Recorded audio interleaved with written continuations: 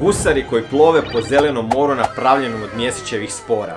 Kaj? Želim s vama podijeliti ove predivne novele Brandona Sandersona. Brandon je za mene novo otkriće i nisam prije znao za njega. Prije Brandona sam se zapravo pitao hoće li itko napraviti išta bolje od Harry Pottera, a kako je nedavno izašao film Dina, svi su počeli pisati kako je Dina remek djelo znanstvene fantastike. Ja sam ju pročitao i iskreno htio sam si probiti glavu kroz zid. Umro sam od dosade i jedva sam ju pročitao do kraja, a ostale nastavke nema šanse da čitam. Mogu razumjeti da je Dina bila remek djelo tada, u doba gdje još nisu bila izmišljena niti računala, a pisac tamo piše o nekoj umjetnoj inteligenciji. Ali ja sam odrastao na Harry Potteru, Gospodaru prstenova. Knjige i filmovi čije te radnje ostavlja bez daha i drži ti pažnju od prve do zadnje sekunde. Ako volite fantasy knjige kao ja, Brandon je stvarno pravo osvježenje među knjigama. Brandon je jako poznat po svojim knjigama iz serijala Stormlight Archive, koji obično imaju preko 1000 stranica. Ove predivne 4 novele su zasebna izdanja, bez nastavaka, koje će vas polako uvesti u svijet Brandona Sandersona. Ova luksuzna izdanja su tvrdog uveza s ovim predivnim dizajnom, utisnutim na koricama i predivnim ilustracijama unutar samih knjiga. Ja ne znam jesam li u životu vidio ljepše izdanje knjiga. Pogledajte samo Sunlit Man, knjiga u kojoj se likovi stalno moraju kretati, jer ako stanu u bilo kojem trenutku, magično sunce će ih spršiti jer im ne dopušta stajanje. Pa su onda ove rubove korice napravili kao da ih je spalilo sunce.